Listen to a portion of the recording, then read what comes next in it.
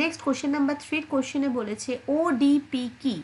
ওডিপির full form হচ্ছে ozone depleting potential, মানে হচ্ছে ওজোন স্তর ক্ষয় করার ক্ষমতা বা ওজোন ক্ষয় করার ক্ষমতা। পোটেনশিয়াল মানে ক্ষমতা, যেটা আমি কি বললাম, সিএফসির এই ওডিপির পরিমাণ অনেক বেশি। কেন বেশি? সিএফসির ওজোন স্তরকে ক্ষয় করার ক্ষমতা অনেক বেশি, কারণ একটি সিএফসি বা একটি ক্লোরোফ্লুরোকার্বনের যে অণুটা, সেটা অসংখ্য লক্ষ লক্ষ ওজোন অণুকে ধ্বংসপ্রাপ্ত করার ক্ষমতা রাখে, সেই পোটেনশিয়ালটা ওর আছে।